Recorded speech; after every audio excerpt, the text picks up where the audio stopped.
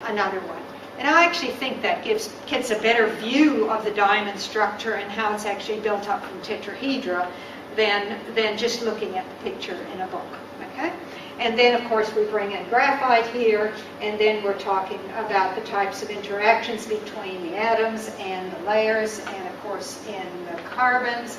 The solid lines are covalent bonds, and then in graphite, just pointing out the difference in the diamond lattice, we've got bonds to 4 other carbons, and in the graphite lattice, we've got bonds to 3 other carbons. And relevant to the Andronicus lecture that we just had, the fact that we've got one of these electrons spare allows the conduction to occur in the linear form of the graphite. Okay, so that's the kind of pages we develop, and we put these together in a module and then and link them with information pages. And the information pages are absolutely key as far as the kids go, but time prevents me from going through any more detail. I'll just do one more mathematical thing. There's a lot of worries about kids not doing proper maths, but I think it's part of the deal is they don't actually plan problems properly. And so I've developed methods to actually force them to do the plan before they start putting numbers in their calculator. And it's the same old way that we all teach identifying the known, which in this case is sodium carbonate, identify the unknown, and the unknowns you can see from the words is hydrochloric acid.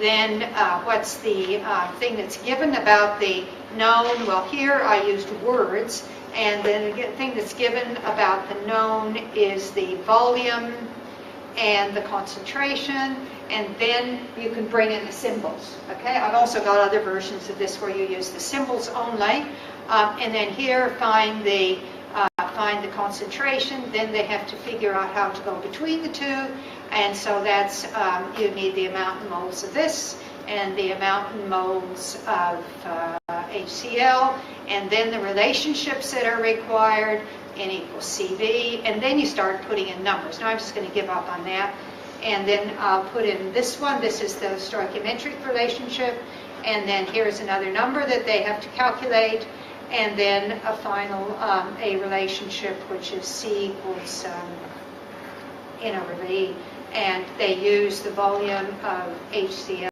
which is whatever, it's up in the problem, and then to get the answer.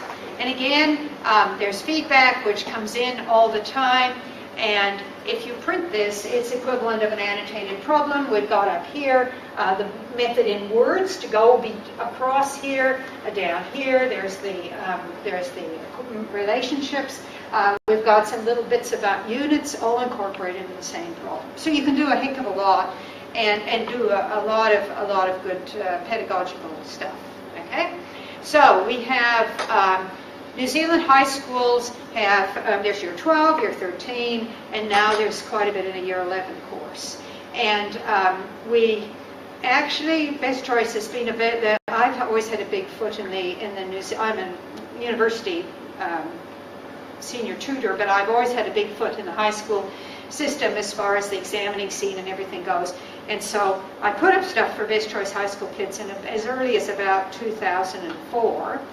And it was only when I finally managed to attract some funding from the ministry in 2007 or 6 that I really started marketing and trying to do it in a much bigger way.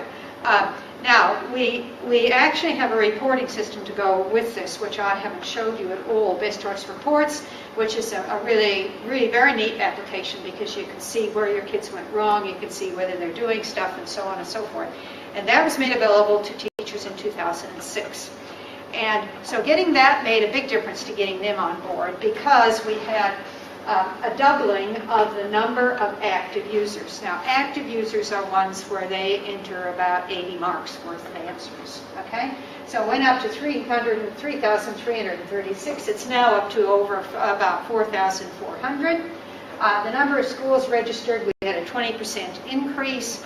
We also had greater penetration in the sense that the usage per active user went up, and it was 444. I think it's now up to about 550. And the users per active school registered also increased. Now, we still had, though, significant voluntary usage. So these kids weren't just using, these 3,336 kids weren't just using Best Choice because their teacher was beating them over the head. There were 53% of them were actually students whose teachers were not using Best Choice reports and could not see their activity. So it was their teachers who were missing out, not the kids. And so that was actually, I felt, a fairly good vote of confidence. Okay, now the next thing is that now we've gone to 2008, Best Choice Reports is getting a little bit more entrenched. I've got some better ways in place to monitor logging in teachers and contact them and so on and so forth. So in 2008, we actually saw a 25% increase in the number of schools using Best Choice Reports, and we're now up to 124 schools. 60% increase in the number of classes created, because of course each school, one person gets on and then it spreads a bit. And 90% increase in the number of classes who achieved active usage on average. That means every kid in the class, on average, went up to the 80 mark level. So that's probably one of the most pleasing numbers. And we also had, due to my monitoring and following things up, more students actually enrolled in classes by a considerable proportion, but we